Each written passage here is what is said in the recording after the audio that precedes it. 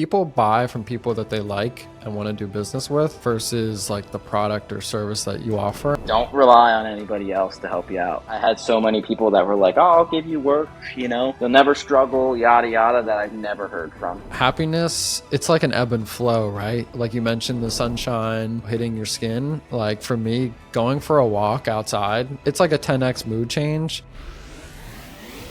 Welcome to the Minds Unleashed show with your host, Eric. Join him on the journey where we explore transformative ideas, confront challenges, and discover new perspectives. Together, let's elevate the mindset and transform your personal and business success. So whether you're seeking motivation, practical advice, or a fresh perspective, you've come to the right place. Join Eric on the Minds Unleashed show, and let's dive in together to empower your mind and unleash freedom. Hey everybody, welcome to the Minds Unleashed show, where we explore the stories, insights, and challenges of inspiring individuals. Join me on this pursuit to see what it takes to empower your mind and unleash freedom. If you get value out of this, please don't forget to like, follow, subscribe, and leave us a review. Let's get into today's show. I'm so grateful to introduce you to today's guest, Nick Griglione.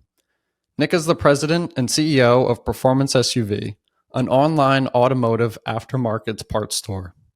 Prior to Performance SUV, he was the account manager for an exotic car part manufacturer, 2 tech companies, and was the owner and operator of a trucking and hauling company. Welcome to the show, Nick. Thank you for having me. Excited to be the first guest and see if we can get some questions going that, we can deep dive into. Perfect. It's a pleasure to have you today. Let's jump right into it. For the listeners who may not know who you are or may have never met you before, can you kind of walk us through kind of your background and experience from high school, college, and leading up to your first job? Absolutely.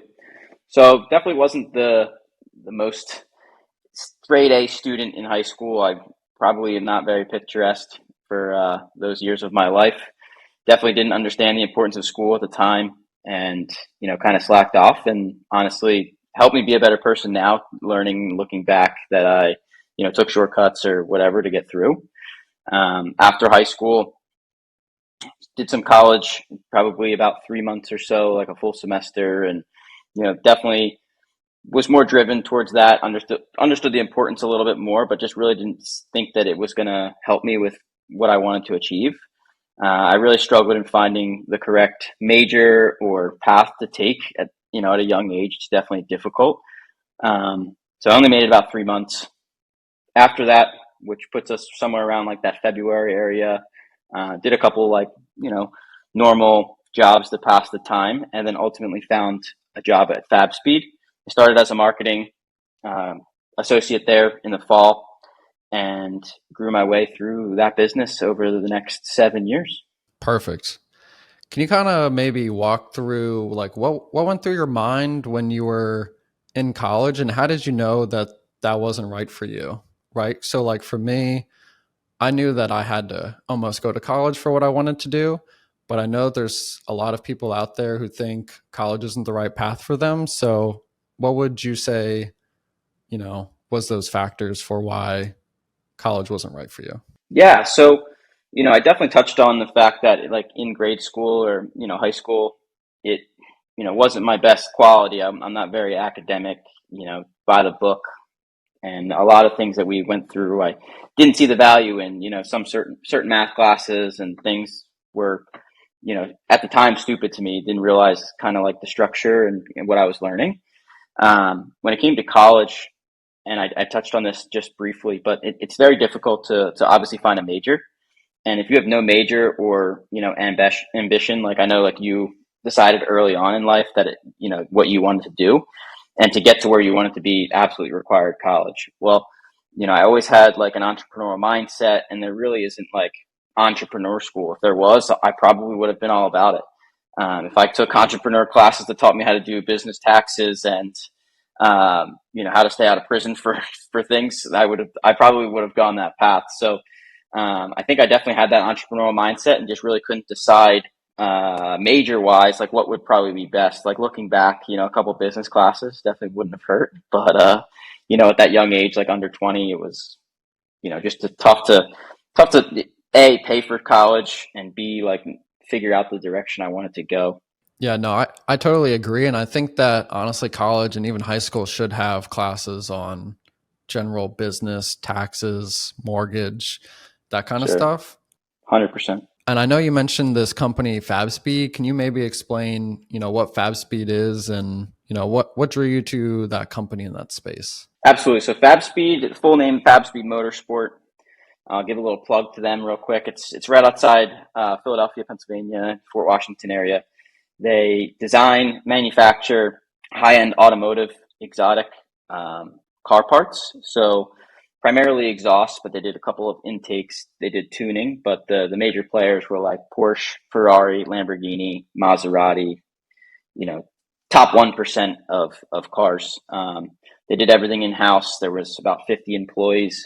And as I said, I started as a marketing associate there, basically taking photos, updating Instagram, like very, plain, simple stuff. And through my marketing experience and being around it all, I developed a pretty vast product knowledge, which brought me into sales there. Okay. What made you pick that Fabspeed car industry? Did you have prior knowledge about cars? Were you just really into cars? I guess what drew you to them? Yeah, absolutely. So I've always been around cars. My dad's actually a mechanic for, I don't even know, 50 years probably. He's been a mechanic. So we've always had project cars in the garage. I grew up with go-karts and anything with a motor, dirt bikes, four-wheelers, you name it. So definitely had that interest and got really lucky in the exotic world to jump into that at such a young age.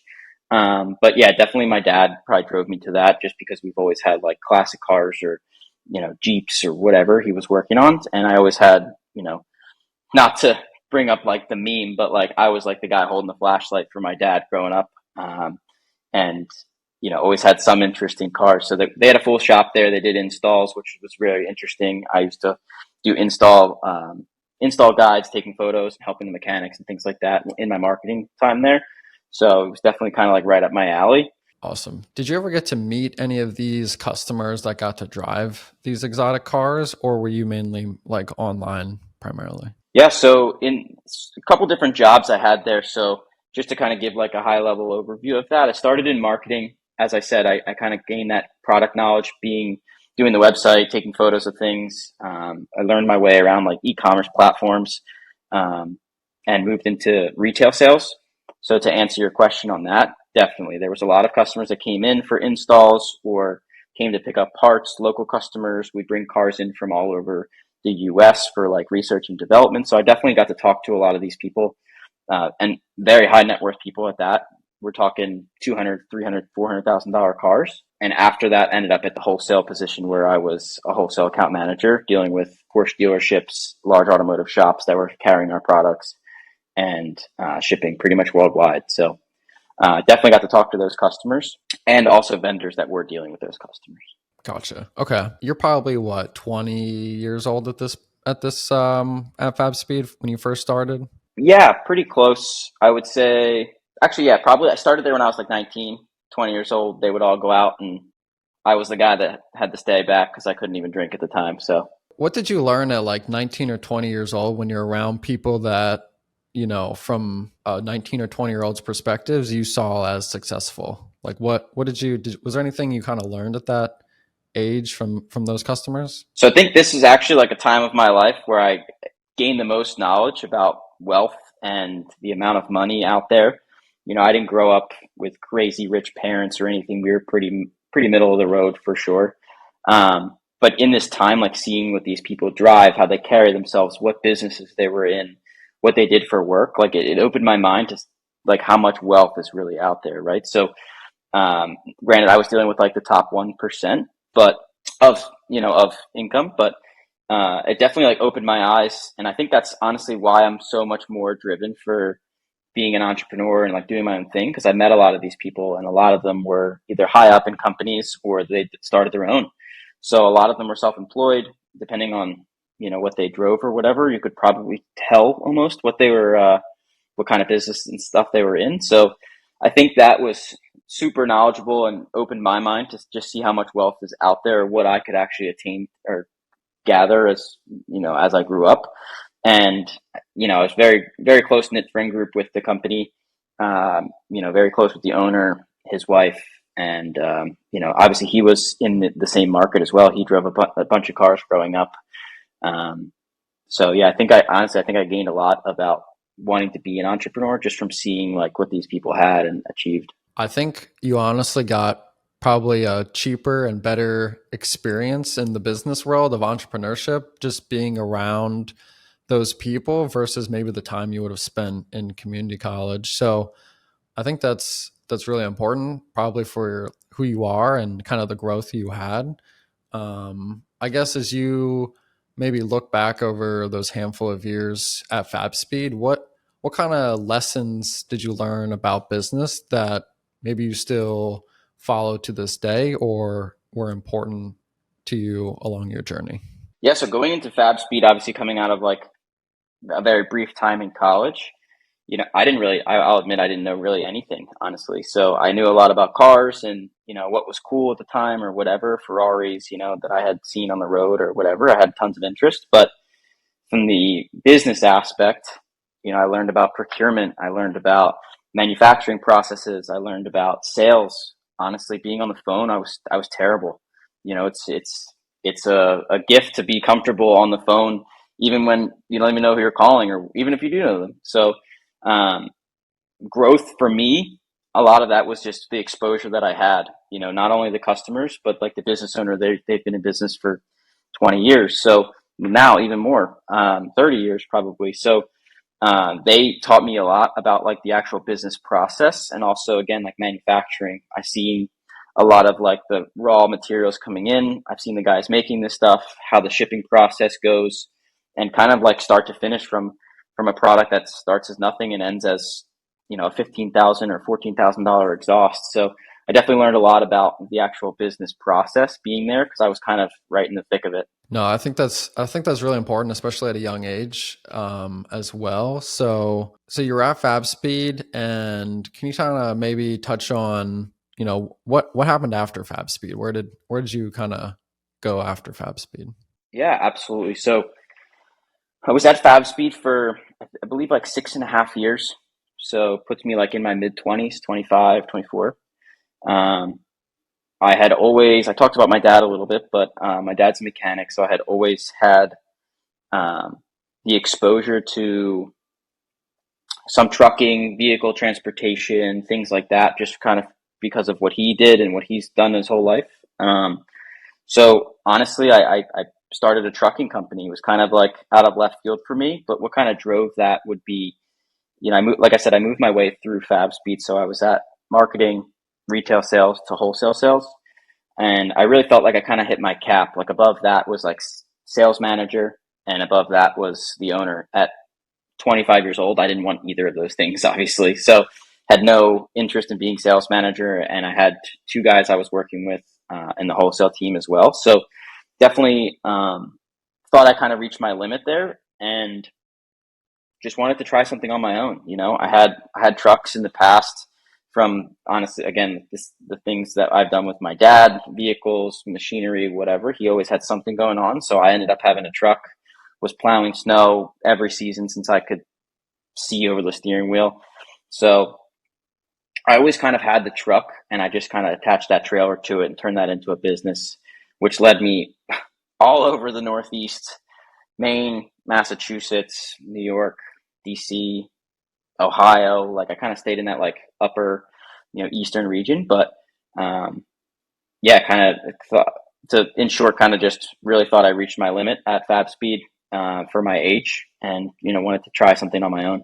Gotcha. It's a very big pivot to go from exotic cars right into kind of trucking and hauling. And so, for the people that maybe don't know what it's like to be a truck driver or to drive a large truck, what did like a day in the life almost look like for you doing this trucking and hauling business? Can you kind of run us through what that looked like? Sure. So definitely shout out to the guys behind the wheel out there. It's not as easy as everyone thinks. Just point it in that direction and you end up there. So I've been in a lot of sticky situations from, Midtown Manhattan to Long Island all the time. DC is a mess. So the bulk of what I transported was bulk material or building material or small equipment.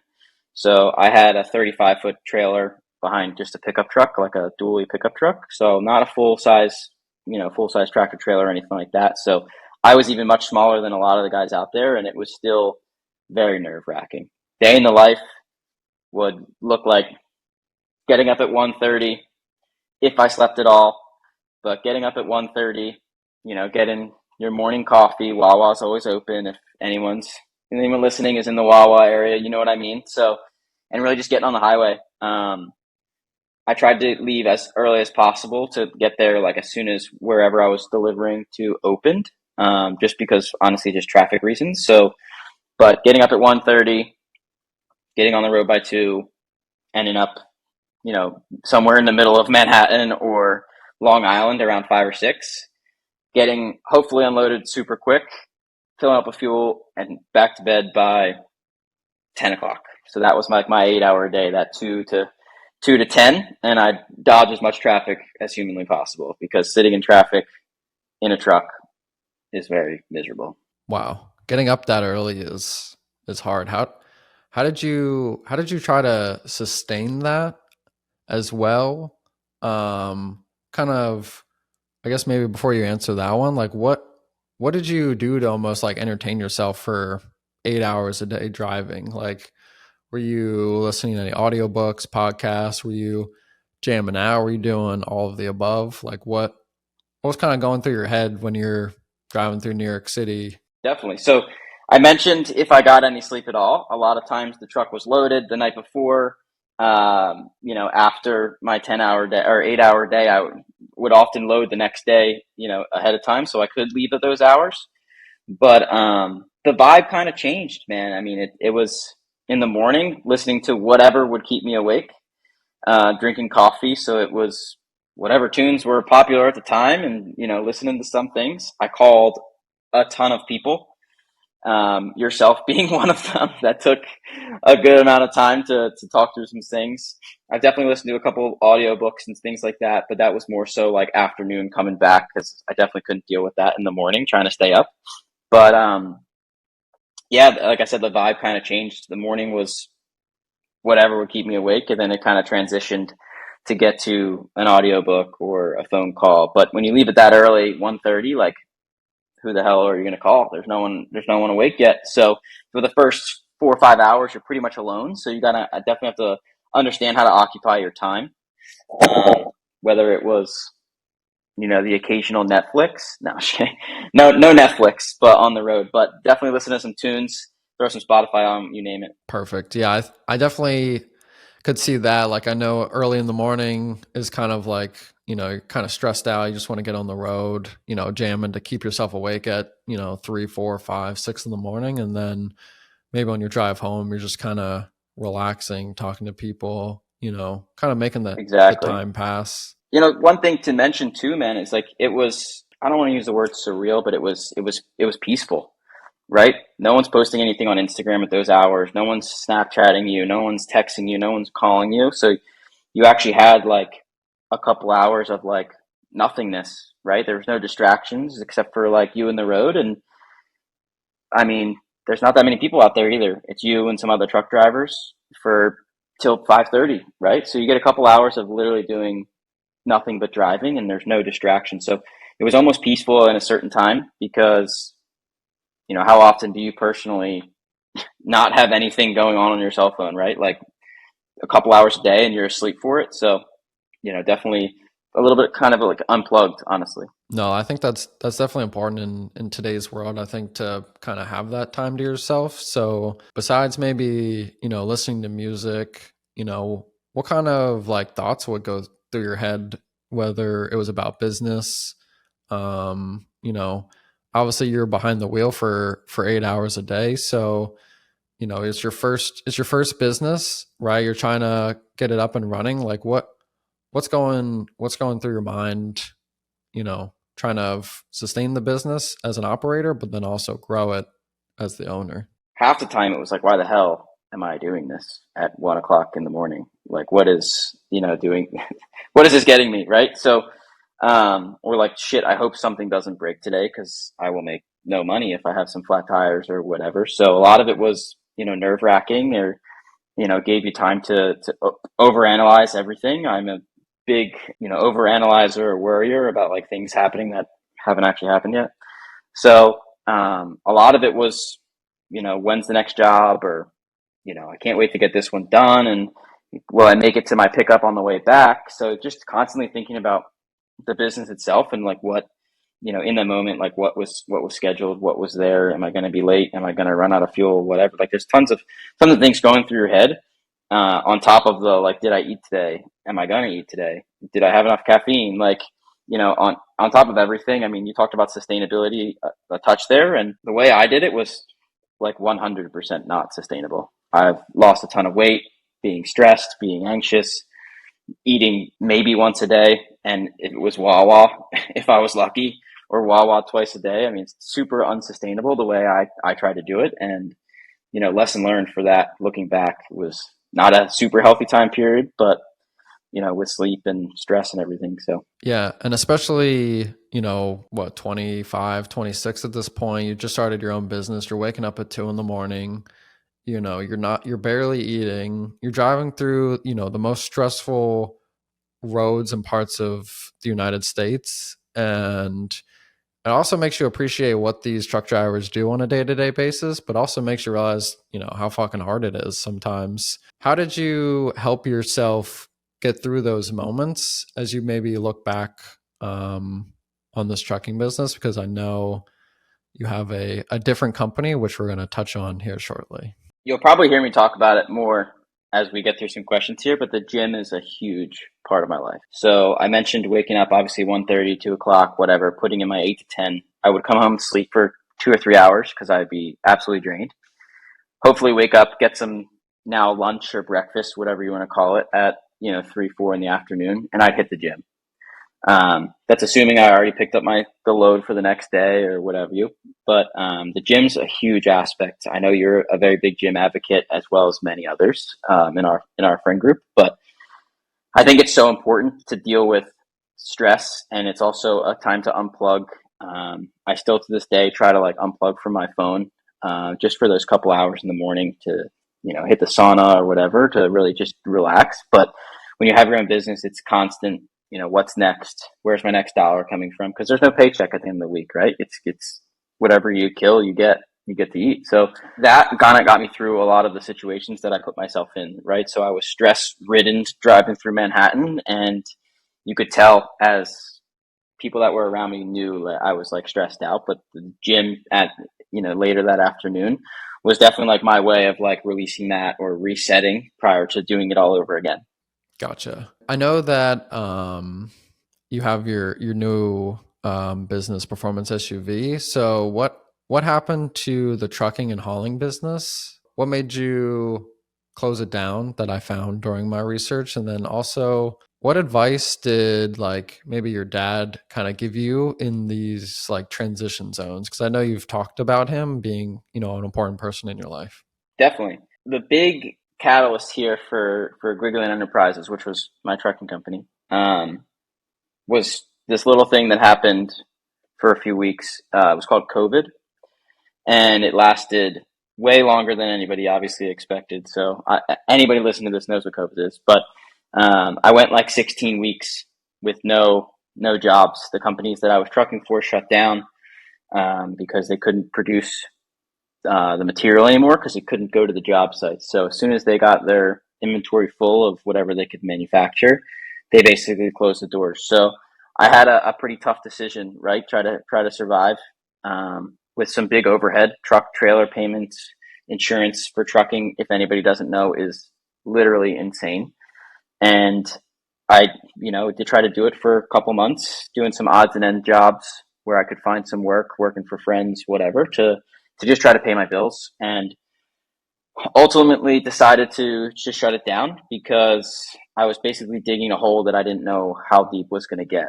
So after, 14, 16 weeks of nothingness, I didn't know where the end was. So ultimately sat down, ran some numbers, looked at my my progress in the past 2 years of trucking and to see if it was sustainable, even if we did come out of it, and made the decision that, the scalability of a single operator truck driver wasn't going to meet my expectations or what I really wanted.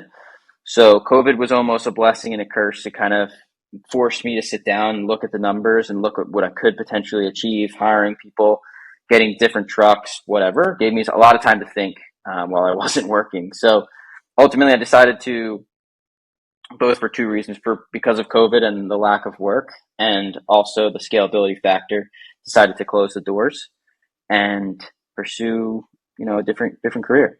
I think the most important takeaway here for yourself and honestly the people that are listening is that you took on the opportunity to start your own business. You grinded your ass off hours on end, not sleeping, not eating, as we've mentioned before, but then you also had to make that hard decision of, I'm spending too much money, like sustainability wise and financially, like it doesn't make sense, and I think that's a really hard decision. And, as they say, right, so many businesses fail within the first 5 years, but the important takeaway here is that you start something, right? Like so many people get caught up in what if or not starting, this podcast being one of them, right? Your trucking business, and now your latest, business. So I think that's super important, for people to realize and kind of take away is you got to get started and you got to try. The first probably a couple months of trucking, you were like, how do I even get a job? What does this look like? How do you show up to a job site? Yeah, it's definitely not easy. I don't know, how I even did it. I got really lucky with some good connections of mine. I did a lot of like door to door to manufacturing, which is obviously everywhere. There's always someone making something that needs to be shipped. So, but the trucking that I did was a fine line of, the middle ground, right? I wasn't a full size truck. I wasn't a small truck. So people need to have like a very niche size for me to move, or there could be cheaper ways to do it. So, I got very lucky. Most of my eggs were in one basket. Not one basket, like three baskets. Really, I did a lot of work. A lot of my work was came from three companies. So, I definitely got lucky for that. But maybe that ended up ultimately screwing me during COVID because I wasn't widely diverse. But honestly, looking back, I closed down in 2020, somewhere around this time, actually, in March of 2020, with COVID hitting. And I don't think I've ever been happier. I think I made the right decision. 4 years later, looking back, I ultimately think I made the right decision as far as scalability and where I'd want to be. And I just don't think I would have gotten to where I would have been happy with it. So again, blessing and a curse, worked out. Yeah, no, I think that's a great reflection point. But I think something, an area I want to maybe touch on is, what were some of the conversations maybe you had with your dad on closing the trucking business and then, starting this new one as we kind of transition here into what you're up to today? Yeah, so there's a lot of doors that were opened and closed between the trucking company and where I'm at today. I'm in a totally different state. I'm 1,200 miles from one business to the next. So, a little bit of background about what I did in that time period. So, as I kind of said, I was trying to do anything I could to get a couple bucks during my trucking company days when COVID had hit. So most of that year, I kind of moved around. I mentioned like my dad had connections with machinery and kind of things that he used to fix or side work and things like that. So I ended up at a company, construction company, like running some equipment and, even digging holes when it had to be. So, which ultimately led me to, and not to be long winded with this, but ultimately led me to a crane company, that I was operating for. I did that for about a year. And then you touched on my background as account manager for some tech companies, kind of pushed me through that. So you tell me, like, where should we pick up? I mean, I did a couple things. between now and then. And again, a lot of doors were opened and a lot I've closed, and, kind of just did some reflections. But as far as, what my dad told me, and honestly, all my parents, my parents are divorced, both happily married, and they've all given me a lot of insight. So luckily I have four of them talking to me and can get advice from anywhere I need, from male perspectives in blue collar to female perspectives in, business life. So we definitely, there was a lot of conversations about which way to go. And, my dad's very adamant in like the blue collar aspect because he just doesn't understand the white collar. So it's tough to get, to where I want to be without, multiple perspectives. So definitely grateful for the family that I have, and, my sister and everybody too, who works in a white collar type of industry. Yeah, I see you touch on maybe like the identities of blue collar and white collar. And it seems like you almost went through that journey of, should I be blue collar? Should I be white collar? Where should I maybe go? And for maybe people that are in that same limbo, what would you give from like an advice perspective on which path that they should take? Why should I go down the blue collar route? We have friends in that space and we have friends in the white collar space. So as someone who touched on both, what would you recommend? Yeah, absolutely. So, I definitely had that, journey, as you called it, between both sides. So I went from like white collar, technically at Fabspeed.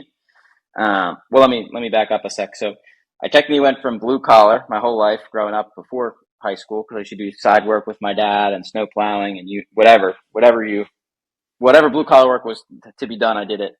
And then moved into a white collar space with Fabspeed, back to blue collar trucking and operating equipment, things like that, and then back to white collar. So it's kind of been a teeter back and forth. And the advice that I can give is, honestly, like shit or get off the pot, right? It's like you can develop a career in any direction. I know very successful blue collar people that have, either worked their way through a company to the top end, or started their own business, tree businesses, mechanics, whatever. I know a ton of very successful blue collar workers.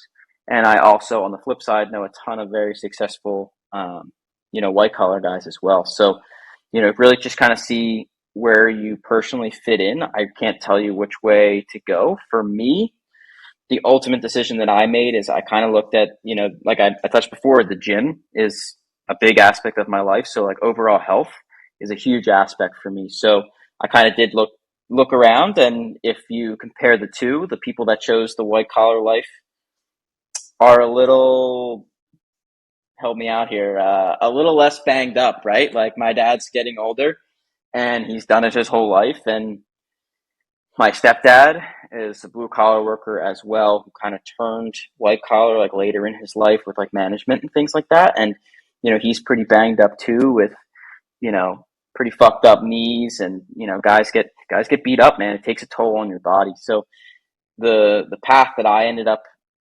truly going down was really just looking to my future, right? Do I want to be jumping off equipment and digging holes and, doing whatever to kind of beat myself up? Granted, I do it in the gym anyway, but it's more of like a healthy relationship versus like being in a hole. So I think that's kind of what swayed my full opinion or path that I'm going to take, because I just didn't, personally, I'd rather make a little less money potentially to have not as much beat up body when I'm 60 going to retire. What I do know about you is you've tried a couple blue collar days, and I don't know how how well they went for you. So you totally get where I'm coming from. But again, like, I don't really have advice for anybody. Just kind of choose. You have to choose your path. Like, if you're willing to do that for the money that you're given, then obviously take it. But I know very successful people on both sides of the story. So Yeah, I think to kind of reiterate what you said, you really have to go through a trial and error process, right? You have to test the waters in both. You got to realize the pros and cons, right? Like, blue collar, there's probably a lot more job security in today's world of, what is out there. And whereas, if you got an office job, right, you have, maybe it sounds like a little bit better work-life balance.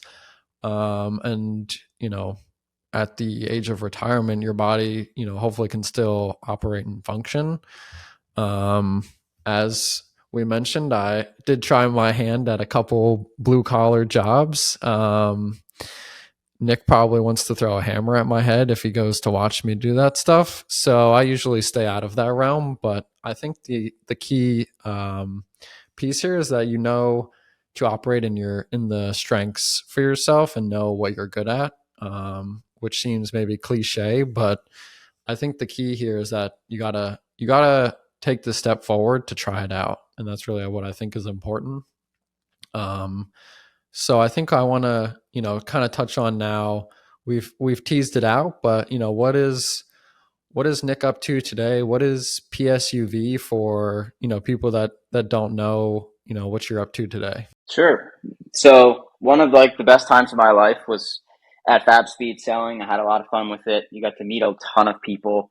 You really get to make people, I don't want to say like dreams come true, but ultimately you get to make people happy in what they drive. So now that I'm not in the exotic space with Ferraris and Lamborghinis or whatever, I transitioned to a market that I thought was pretty untapped, and that being the performance SUV market. So the automotive industry is changing ways, for lack of a better way of describing it, with a lot of new EPA regulations, electric cars, hybrid cars, and like that performance car market is dwindling, right? So we're going to see a lot of these big V8 cars and things like the Chargers and the Challengers is all going to be like limited at a certain point, and now we're getting to like these smaller, big turbo solutions, right? So I have an Explorer ST that I was very interested in modding heavily, and that's kind of where I got my inspiration. I bought this car, loved it stock, and then now love it even more.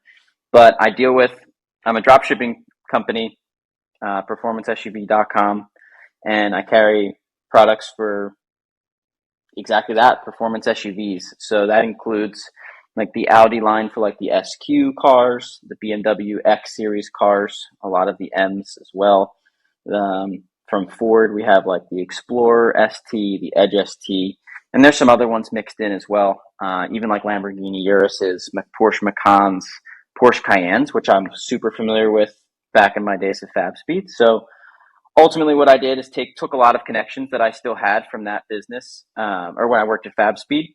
A lot of the connections that I had, it's a lot of the same suppliers or manufacturers that I was dealing with prior. Even Fabspeed, I order still stuff from them as well. I have a great relationship with them to order some Cayenne parts or whatever fits that niche of mine.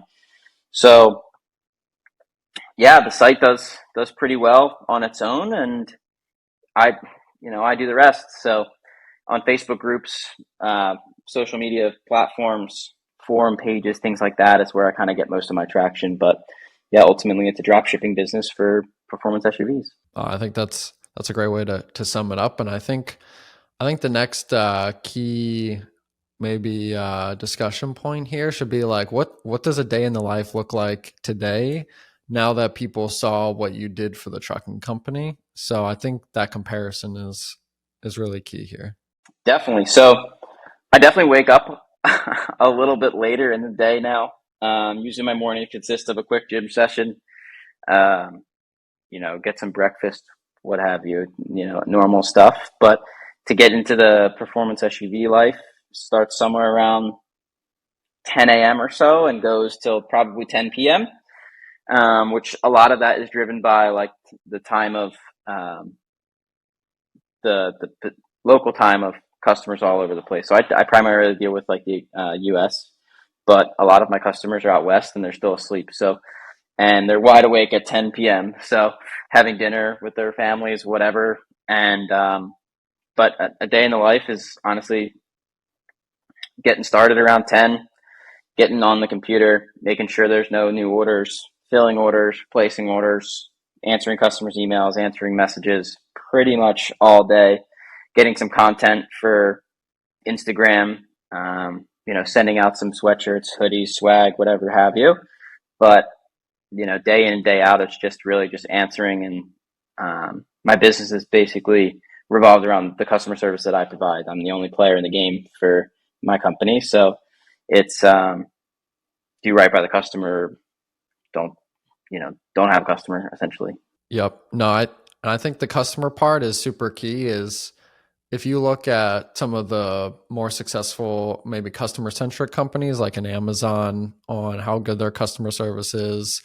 I just saw something recently on Chewy, right, where an animal passed away and Chewy refunds their food. They really go out of their way to help the customer out.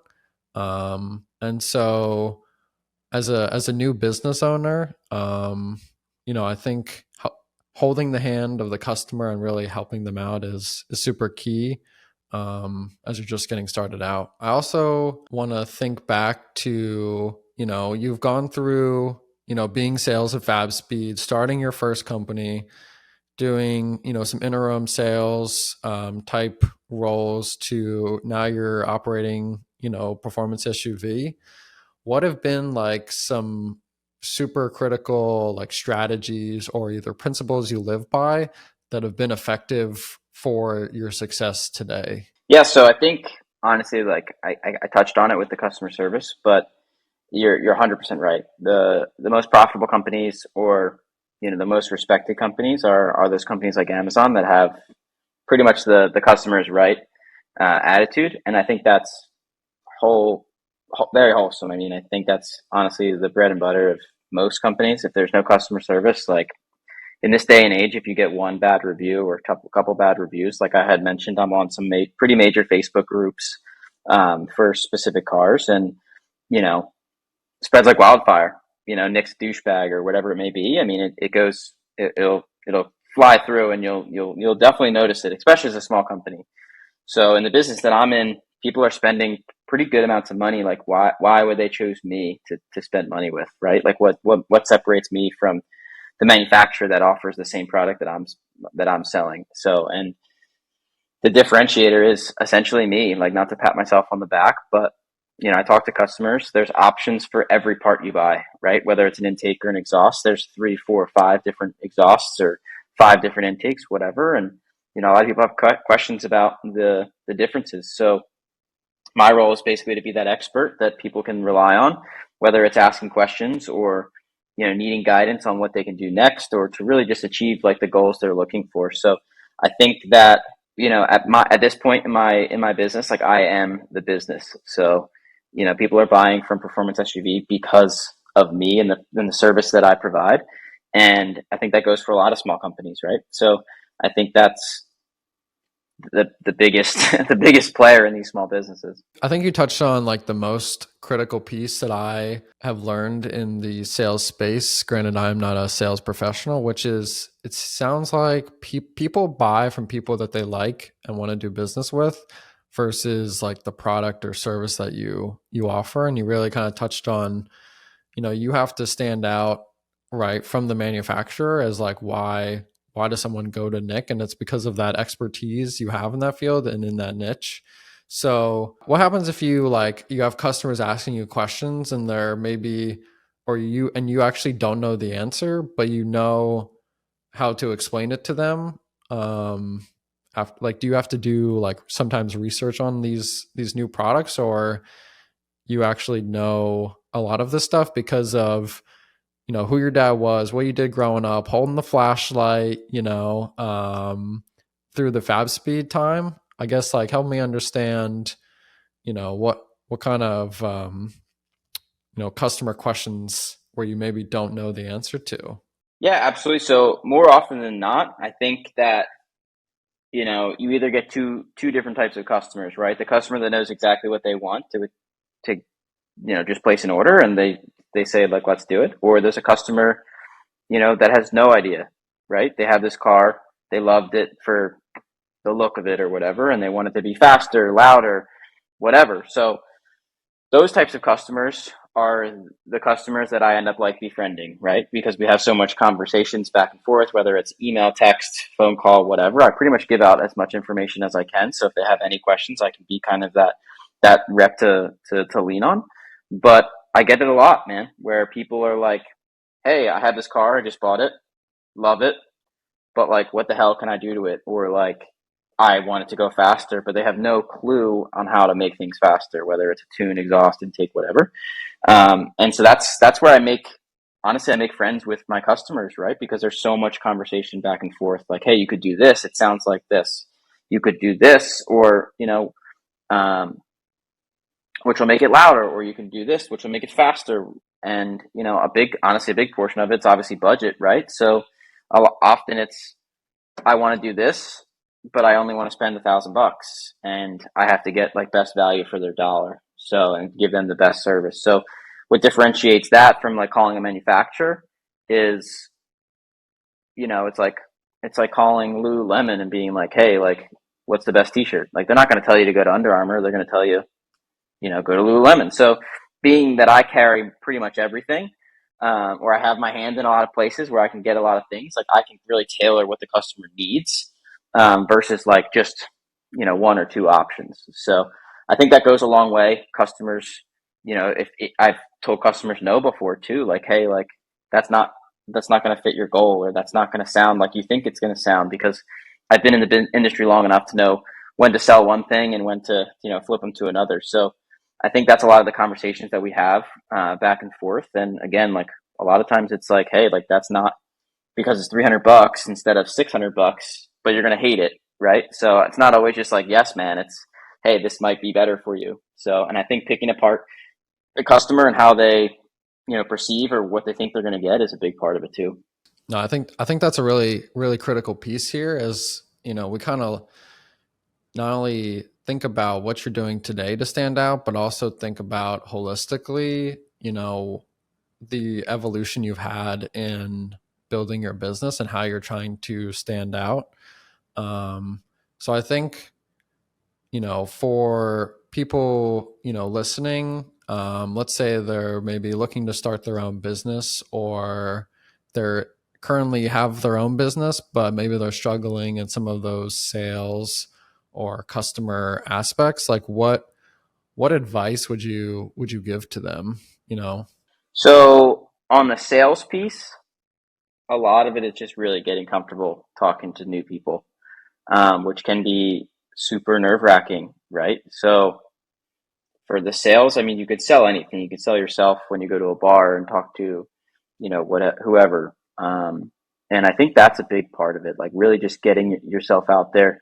Personally, like during my Fabspeed days, I had a part-time job at a snowboard shop when I was younger, and that opened my eyes to like just talking to people, like walking up and saying, hey, how you doing, type of deal. So for the sales aspect, that's the best way to go about it. If you're starting your own business and there's no training, which obviously there's not for entrepreneurs, but putting yourself in areas where you need to talk to others, is a huge thing. And I'm still not, where I want to be. I'm not super comfortable, in person. Like obviously, like I'm a little keyboard warrior behind the scenes, but talking to people in person can be, can be troublesome. It's nerve wracking, whatever. And then the advice for starting your own business. Where do I start? Right? Honestly, like just do it, and you're going to learn along the way. You're going to make mistakes. You're going to spend money you shouldn't have spent. And don't rely on anybody else to help you out. Like I had so many people that were like, oh, I'll give you work, you'll never struggle, yada, yada, that I've never heard from. I made that mistake when I started trucking. I did a lot of research prior to starting my business and spoke with a lot of people that I had connections with. And, ultimately, like when it comes down to it, it's easy to tell someone you can help them out, but it's not easy to, really give that support when you need it. So I probably had, no bullshit, maybe like 10 people that were like, I'll give you as much work as you possibly can. Just quit your job and buy a trailer and, you'll make a killing. I'll give you X amount of dollars, whatever, that I never heard from in the 2 years of trucking. So definitely big piece of advice. Don't rely on anybody, because more than likely they're not going to come through to you for you. And there's a lot to be said about doing it by yourself and not having other people to help you with it. So there's a lot more pride in it when you do it yourself. And again, they're probably not gonna come through anyway. So that would be, I think, my biggest piece of advice. But that's super important because I think today a lot of people, myself included, and, friends or family, is they struggle just to get started, right? And I think we can sit here and, we've talked on the phone about different ideas we've had, or what about this and that. And I think the idea is easy, but like getting started is hard. Doing it is harder.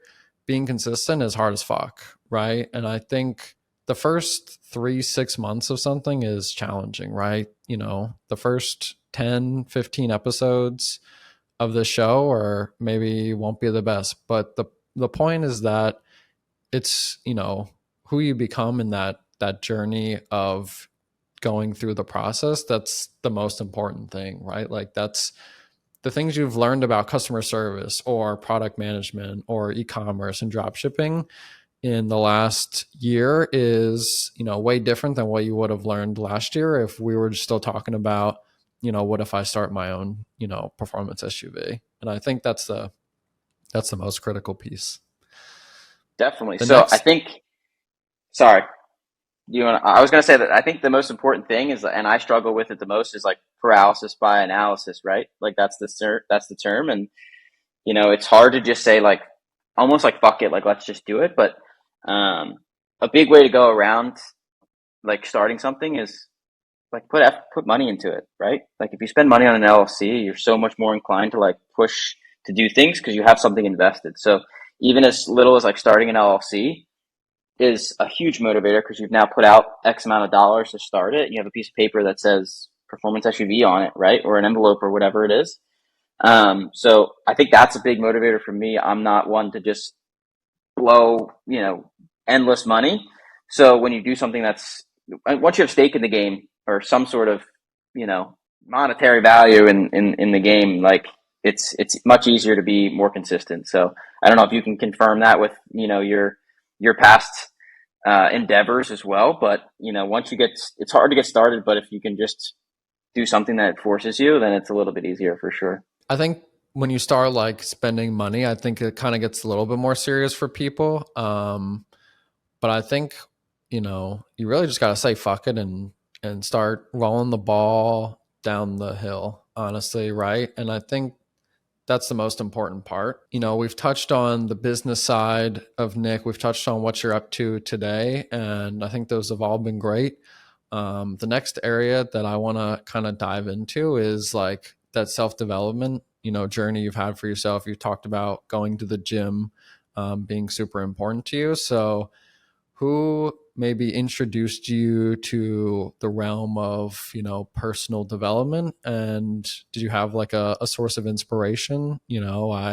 Whether it's for the gym or just, overall in general. So I think the gym has always been like something I personally like wanted to achieve, right? I don't think I have like a key player that kind of brought me into that. I have people I've worked out with that I've like looked up to, whatever. But even back when my parents were dropping me off at the gym in high school and things like that, it was always something I kind of wanted to be, involved in because I wasn't a very big kid. I stand at like 5'8" now. Like I'm not like a huge person, and I think that I never wanted to be like the skinny guy, right? So I wanted to always have like something there, and I think that was very motivating. Was I always consistent with it? Definitely not. Like not that I am today. But I think the gym aspect, I've learned that it's more about like your mental fortitude, right? Like you're pushing your self limits and, always getting better, like, the next time or the next rep or whatever. So I think like personally, I've developed that habit as something I'm now unfortunately addicted to. I guess there's worse addictions, but I've realized that it's not really about the body image, right? Like it's more so about like the time away from your cell phone or, the ability to push yourself past, to failure or whatever. So the gym, I don't think I had like anybody that like really pushed that. I kind of developed that. Like my mom worked out as a kid and, into her, 40s and 50s was always very active. So that might have been like a key thing for me. My sister and now brother-in-law are very active as well, which pushed me as I've gotten older. and develop those like better relationships with my siblings. And we definitely push each other. I track her, her workouts and stuff on my Apple Watch, and she sees when I work out too. So that's definitely motivating too, as like a family kind of dynamic. But yeah, I think that covers kind of the gym aspect. So you wouldn't say Will Tenney was your shout out Will Tenney. On you didn't have any like YouTubers or maybe any sort of like Instagram lifters or runners that you kind of looked up to as before you started going to the gym, or maybe like as you're in there now? Or So like 100%. Like I don't think that they were the drive to go to the gym, but a lot of the things that I know, like I never did like personal training, honestly, until like very recently. I never had like real gym guidance, right? So a lot of what I know at the gym and the workouts that I do are from YouTubers. Shout out like Will Tenney, Jeff Nippard, David Lade. Like there's a whole bunch of them that I've like watched. Jesse James West. Like there's so many that I've like developed, different strategies and different workouts and lifts and things like that. Even diet. Like I learned a lot about like nutrition, and I consider myself pretty well versed. But yeah, 100% from YouTube, and I think there's a lot to be learned on YouTube. I've watched business stuff. Alex Hormozy and things like that. So even like personal development outside of the gym, there's people to learn from that have gone through more than you and I combined. I totally agree. And I think like going to the gym and pushing yourself is like, something that's like hard to do, right? And it's not something that the human body is usually seeking out, right? You're usually seeking out like, more survival and comfort. Um, and I know, we would go running, for example, and that would probably for most people is something that's hard, something that's challenging. For me, in my own experience, it was usually something that sucked, right? It was something that I never looked forward to. I didn't want to, you text me, are you waking up at 6 in the morning? You ready to go run? And I was like, I mean, yeah, I'm going to do it, but I don't want to. And so like, what would go through your mind when you're, at the gym, you're pushing yourself, or we're running the last mile on our very short 3 or 4 mile run? What's going through your headspace when you are in that much pain, in a good way, but Running is totally different, right? Running sucks. For anybody listening to this, do not recommend running. So that being said, running's a totally different animal, right? Because you can't even get like the shitty stuff out of the way, right? When I go to the gym, I do abs first because it's fucking miserable. Then I can go like row or do deadlifts that I like enjoy much more, right? I forget the guy's name, I'm blanking out, but it's like eating your broccoli first, right? To get to your steak or whatever. You get the shitty stuff out of the way, but running's totally opposite. It gets worse as you go. So, and you can't really skip it, right? So like I am a big advocate for skipping leg day, right? I fucking hate it. But same with abs, right? So if you do abs first, crush abs, and then go do back or whatever, you get the shitty stuff out of the way. But with running, the further you go, the further you are from like the car, right? Like you're like, I can't even quit. So running is so much more mental than physical because the pace that me and you run is a joke, right? We could walk backwards faster as fast as we run. But we run like, a mile and a half away, and then you're like, fuck, like I got to do another mile and a half, or like I can't get to my car. So running's way more mental than I'm ready for. Don't advise running at all. Running sucks. But the gym is definitely like a little bit different aspect because you can get the shitty stuff out of the way. You can work through like there's more enjoyable aspects of it, right? You're not just doing like one consistent thing. But I did enjoy, the running aspect. I mean, for mental, I think it's so much more mental than physical. So I think it's good to push yourself and run far away because you do have to push yourself to get back. So I think it's it's twofold there. But to keep you motivated, I think that was like your initial question would be like I love the hurt the next day, right? So if I don't push myself hard enough at the gym and I'm not like sore the next day, I didn't feel like I did anything. So maybe that's like the wrong way to look about it, but that's like kind of my motivation at the gym. you always want to be pushing yourself like to those failure limits, because how do you know where the edge of the cliff is if you don't get there, Exactly. I think I want to get more into like what's the in the moment going through your head, like when we're running, like, you're on the last, 5 or 6 reps of, an intense lift, right? What's like the actual, we're on the last mile. Running is totally much more mental. I'll touch on that. But like what's like we're in Nick's brain. He's got 4 reps left. He's like, 5 pounds off PR. Like what's like how are you getting through those like last 5 reps, to get through the suck? For me, it's probably like a what if type of scenario, right? Like, or I wonder if, right? I wonder if I can do 4 more. You get 2 down, you're like, I wonder if I can do 2 more. Like most of the time I don't even stop, right? So at the point that I'm at now, it's not like let's get 10 and be done. It's like let's get done when I can't do it. Like I hate counting reps. I think it's so cliche because you leave so much on the table for yourself, right? Like if I could do 15 reps, but I stopped at 10 every time, like what's the fucking point? So to get those last ones, I think my mind kind of just says like, what if, I wonder if I can do it, right? When we're running and I have another mile, it's like, I wonder if I can run a half mile. And then you're like, well, I wonder if we could run 3/4 of a mile. Like, well, what if we could run the whole thing, right? So it's like, I think that like trigger hits in my brain, like I question my own limits. So I think that's kind of like what goes through the head. It's just like, if I could do this, what could I do next time? Yeah. And I think to touch on the running sucks part, like I think that running sucks, but I think that it's a good suck in the sense that like if you've never ran in your life, you've never been in any sort of endurance sport ever, like is it going to be hard? Yeah. Can people get better at it? For sure. I think there's this big trend of hybrid athletes where they're lifting and running. And, they make that look so easy that we actually started running, right? We were like, fuck it, let's try to run, see what we can do.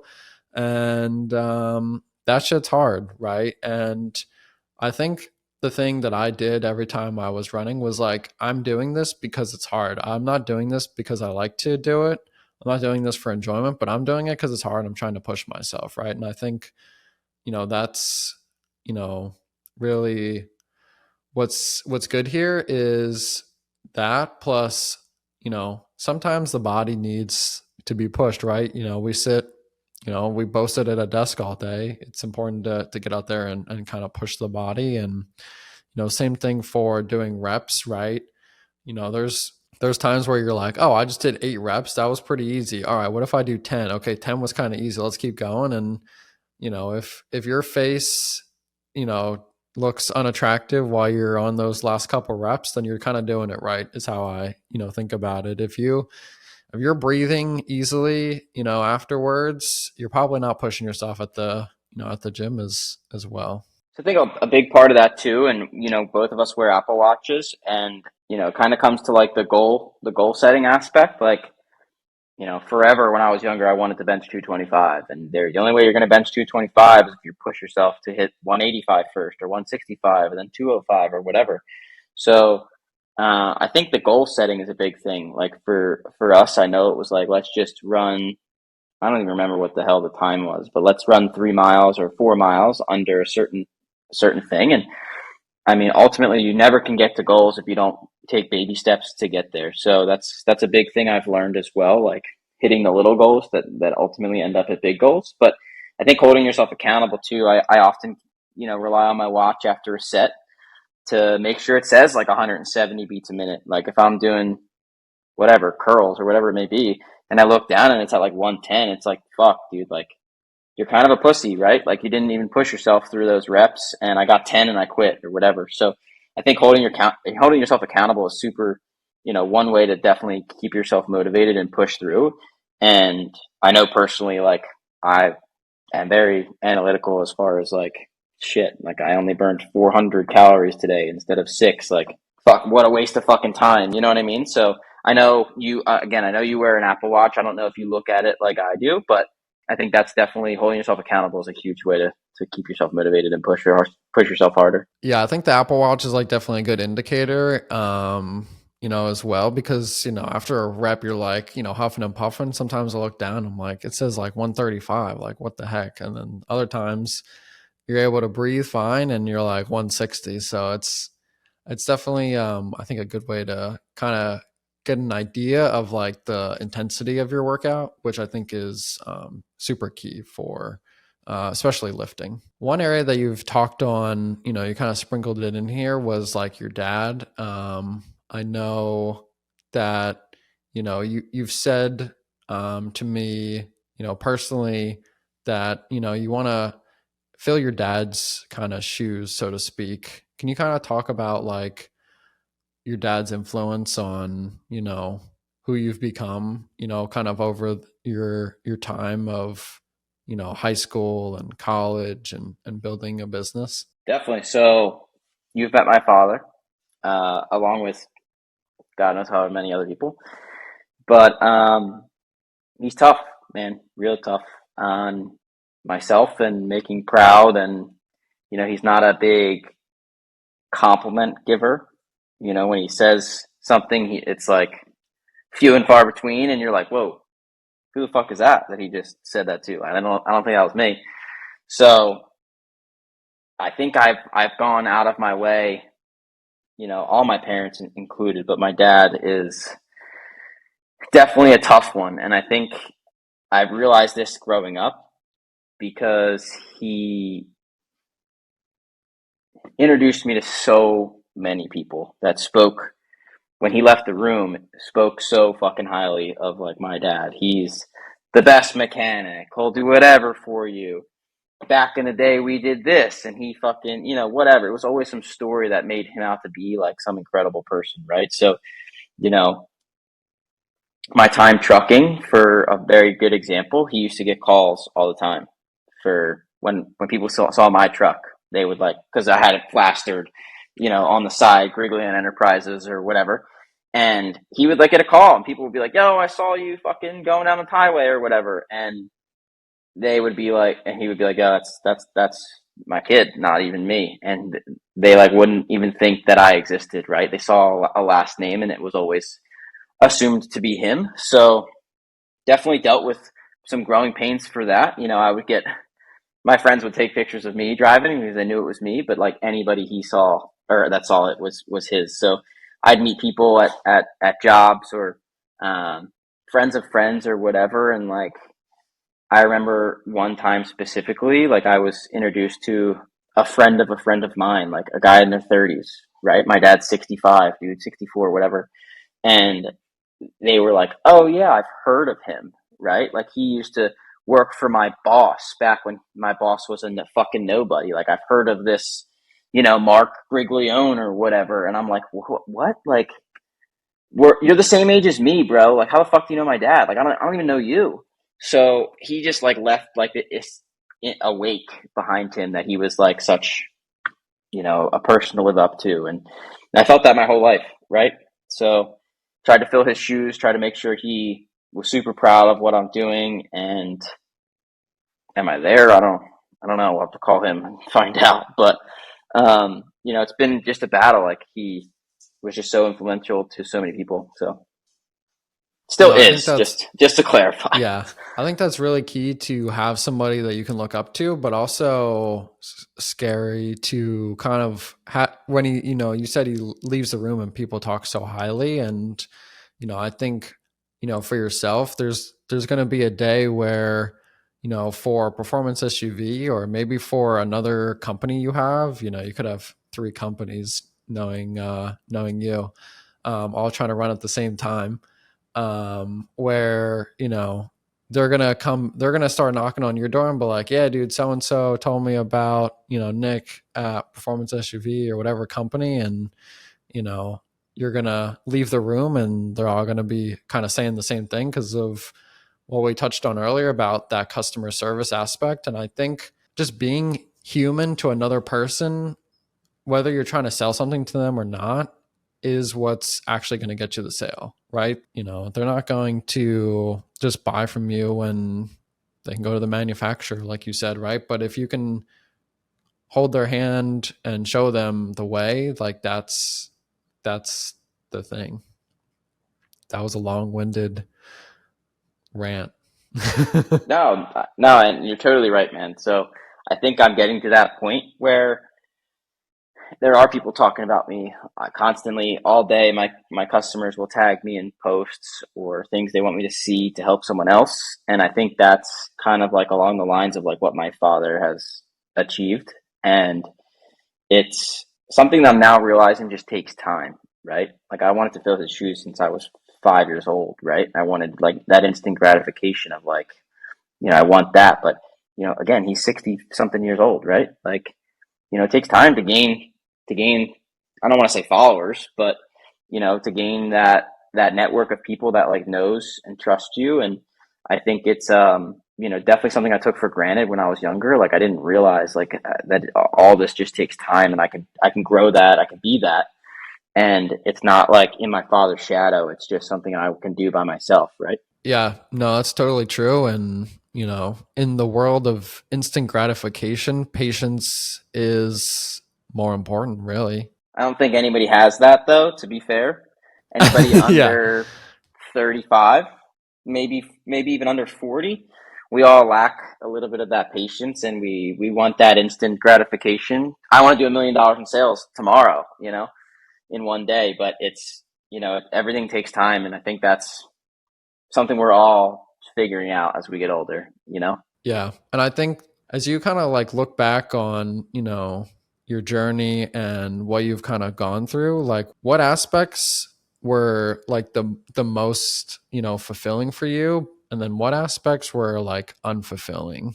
Sure. So I think it's probably not super hard to tell, especially since you've been in my life a couple years now, whatever. But I get bored super easily. I get bored at jobs. I get bored, like again, like I get bored because I'm unfulfilled. So I think that if it doesn't scare me, it doesn't get me anywhere, right? So your typical job, 9 to 5, show up, same thing every day. Like I couldn't think of anything worse, right? So I think that goes in line with like my entrepreneurial ship mentality. But like your mundane like 9 to 5, like any job I've ever had that was just like the same fucking thing every day is just super boring to me, and I have to move on. So I think I need some sort of scare factor in my life. Like right now, like I don't know how much sales I'm going to do this month. I don't know what I'm going to make this year. I have no clue. And I think that's like keeps me motivated, right? Because I think you can get into a lane where you're like, okay, great, I'm going to make $70,000 this year. And that's awesome. But like, I know that's definite, right? Like right now, I don't know. My company could be shut down tomorrow. I have no clue. And I think that actually excites me a little bit, like a little bit of the unknown or crazy side of me. That's just like, let's fucking do this. Let's do this day at a time. Tomorrow's going to be different than today. Monday's going to be different than tomorrow. Like it's the unknown, I think, that like keeps me pushing or keeps me interested. Okay. How do you balance the paralysis analysis side of yourself with like the scare factor unknown of what could or could not occur? So I still have that problem. I have it with fucking everything, dude. And it's hard to get through that. So, I had it last week when a new exhaust came out, debating on if I should place a stocking order, like the largest one I've ever had to deal with, to make sure I had some things on hands for some customers. And, you know, ultimately the timeline really like swayed my decision. They pushed me to make a decision like, hey, do you want to do this or do you not? Like we don't fucking care if you do, we'll have someone else buy it. So ultimately the timeline is probably like what can really change that paralysis by analysis. So, what I went through thinking and trying to make the right decision on like moving from Pennsylvania to Florida, and huge move in my life. Never left the county before, didn't go off to college. Like it was a giant decision for me, and I struggled a lot. And you're shaking your head because I struggled a lot. But I think the way to get around that is ultimately when you have a decision like that, something comes up, set yourself a timeline. Like I need to make a decision by tomorrow, whatever it may be. Because, looking back on my decision to move to Florida, which obviously is where I am now, I fucking wasted a year. I regret not doing it a year sooner because I was scared to, maybe hate it. And ultimately, like I said it before, like business, you're going to make fucking mistakes. You're going to spend money you shouldn't have spent, or you're going to lose money even. So I think a lot of that is really just set a timeline. And I try to do that for myself, or someone else will force me to do that, which definitely is way easier. But setting a timeline would probably be the answer to that. I like that. I think that's important. But what would you do if you're setting a timeline for yourself, but then you just keep like pushing the timeline back? Like, how are you going to hold yourself accountable? Right. Like you mentioned, going to the gym. And I think holding yourself accountable is hard. And like that timeline is there. And there's so many factors with like a moving or business that come into play. So what happens if you just keep pushing that timeline? I'll admit, like me and you have set timelines for running. No, just like, we're going to get up at 6. How about 7, whatever. But, definitely having someone to help you with that is totally, very, very helpful. You're like, yo, fuck you. We're going at 6. And I'm like, all right, well, he's going to go without me anyway. So I might as well go. So having someone that helps you with that, business wise though, like I'm in this by myself, right? Like it'd be easier if it was a relationship question or whatever, and you had like a significant other that was super supportive or whatever. I fucking don't have that. But yeah, I mean, it gets pushed back, dude. Like sometimes you just can't make up your mind, and I don't think I have the answer to that. I still do it. I still push it back. Like when there's others involved, obviously there's a much easier way to make the decision because someone else is like, yo, fuck you. Like yes or no. And I think that's the struggle, man. But if anyone listening to this has some good answers, comment below, because I don't know how to not push it back. Like honestly, I'd love to sit here and tell you like, no, I fucking don't do that. If I set a date, March 15th, I'm fucking make a decision before then or on that day. But it's tough, right? Especially if there's money involved or large sums of money and you're scared to lose or, whatever it may be, man. But I can definitely attest to the fact that I regret thinking about moving to Florida so long because I'm happy here. I think everything's working out for me. And I would have been down here for, potentially like when you moved or, had an extra year. So there's definitely negatives to not making the choice either. So definitely maybe that's a solution. Thinking about like, what if I fucking loved it and now I regret it? I think that's the part that people maybe don't think about. They always are like, oh, what if it doesn't work out? What if this happens? And I heard it one day where they're like, no, what if it works out? What if it is better than you thought? What if it, turns out better than you could have ever imagined? And I think that's a way better way to put it. And I think, it's easy to push the timeline back. But with something so big, that you mentioned, there's so many different factors and talking to people and, sometimes you just got to say, fuck it, let's do it. It's easier said than done, I think the most things that I struggle with now is like spending money, man. Like I said, a new exhaust came out, had to buy a whole bunch of them up front. I got rid of half of them already, and this was just last week or the first purchase order. Like, so my business, just to clarify, I don't stock anything. Like I have a lot of distributors to stock things, so I don't have to spend money before, I make it. And anytime I have to put out $1 without money, adversely coming in at the same time is terrifying, right? So, and I talked to a few friends about this and I'm like, bro, I can't fucking sleep. Like I just spent for me, large sum of money. And like, does this ever get easier? And my buddy was just like, no, like you'll have sleepless nights. You'll still be stressed. If you spent 20 grand, the next time you're going to spend 50 and then you're going to have this problem all over again. And then the next time you're going to spend 100 and then 50 feels normal and you don't give a fuck, but 100 feels scary. And then the next time it's going to be 200. Like it never fucking ends if you're growing the right direction. So, being comfortable in those situations is never going to be never going to be easy. So, and that's the struggles that I have now. But like life situations, moving, relationships, whatever. There's so many. Like, what if it turns out amazing? And I wish I asked myself that in the past about certain things. It's like I was so scared of it going wrong, and that I fucking bailed on certain things or whatever. And what if it went great? So totally good aspect, or good, good mindset to look at, or to reevaluate, like the opposite side of things, because everyone thinks it's going to go terrible. Yeah, I think that's human nature though, is, it's going to go bad, but what if it goes positive? And it's funny you mentioned about, how you did the scary thing that, excites you, but now it's kind of back into the, oh, what am I supposed to do? But I think you did the scary thing, right? And now that's like your motivating factor. That is kind of, you're sleepless or restless, but that's like maybe that itch for you. That's like that, burning desire where like, okay, I spent the money, like I got to sell the thing now, right? And that's what there's not much paralysis analysis in that one. It's kind of like all right, I did it. It's time to, follow through with, getting it done. So I hope Dave Ramsey never listens to this aspect of what I'm about to say, but I have heard of a couple, motivating tools, right? Like,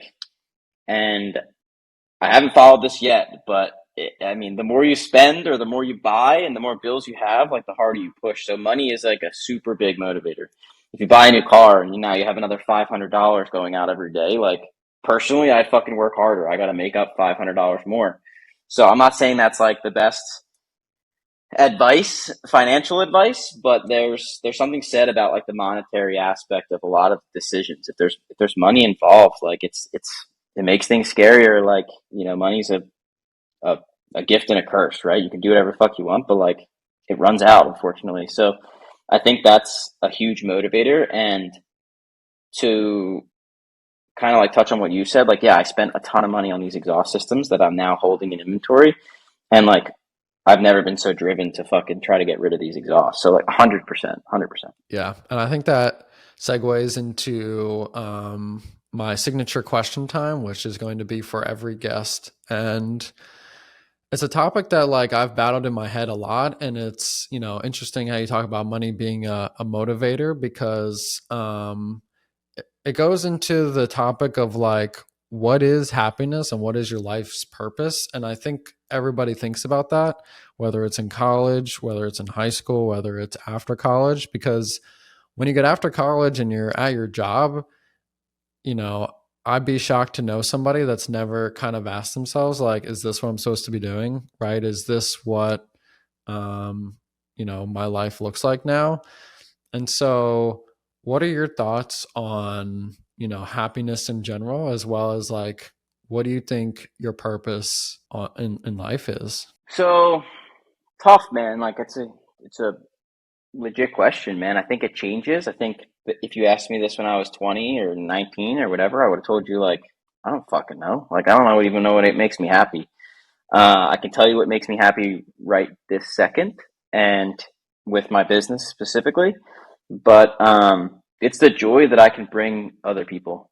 So, I did it a lot at Fabspeed, and it was awesome. I used to get phone calls or emails, or fucking people used to send me like letters and stuff thanking me for like this fucking thing so much better. I was going to sell it, yada, yada. And I think I get a lot of that now. I definitely get it a lot more because I sell a lot more volume, um, deal with a lot more customers than I used to because of the price point. But, I get pictures, videos, cold starts for a new exhaust, and people are like fucking super happy in the video, or pictures driving, whatever. Like, and now like they put my logo on it. Like, I send out decals, whatever. And that's super cool. And I think that's like really rewarding for me. Like, I would love to, everything I sell, I would love to get like a message back that says like, not only thank you, but like, this fucking, I made the right decision, or you helped me generate the right decision. And I think that's what pushes me in the business and brings me happiness, business wise. Personally, it's hard not to be happy in Florida, man. There's a lot of good aspects about Florida. The sun, the views, being in sunlight is definitely more rewarding. I'm excited to get up in the morning versus being in PA when it was cloudy and shitty and etc. So, but I think what brings you happiness definitely develops. And I don't think this is going to be like my end all be all purpose till I'm retired. But um, I think, I mean, to sum it up, like bringing other people joy and making sure they're happy about purchases, like that's what's doing it for me right now. Yeah. And I think if you're listening to this and you've seen, those Instagram reels or TikToks where, they're telling you it's your sign to move out of your hometown, here's your reminder to move out of your hometown. Some joke that Florida's full, but there's plenty of other great states out there. And I think you touched on it well, of like getting joy out of just helping other people. And that's where I think so many people get fulfillment that they don't actually realize or self-reflect on, is that like, you're up at 10, 11, 12 o'clock, you're, probably like glossed over, reading messages from customers, and you'll see those like one or two where they just got that exhaust, they send you the cold start, and you can see like, you wish there was like the other view of the camera of like their face, like kind of lighting up, their eyebrows going up, their eyes widening, big smile on their face. And like, that's probably, what kind of makes it for you. But I think that's what makes it for other people too. I also think that happiness it's like an ebb and flow, right? Like you mentioned, the sunshine, hitting your skin. Like for me, going for a walk outside is like, it's like a 10x mood change. I tried the running, as we've talked about and joked about. Running isn't as sustainable. Walking is a lot more sustainable, for myself, and I hope for other people, that get out, go outside and walk, and like that spikes your happiness level up, right? But if you go outside for a walk and it's cloudy or it's super windy or it's raining, that's obviously much lower. And so the days kind of ebb and flow, but there's obviously the ups and downs. But it's all about kind of striking that balance of, what really does it for you. And I think both of us probably still maybe struggle on what do you think you're on this, floating spaceship and rock, as they say, like why are you here, so to speak. And so there's been so many times of like self-reflection or journaling, or you're like questioning your own identity, or is this the right business for me, is this the right thing that I should be doing? And I think it's something that's challenging, and I think that's something that you honestly like need to go through.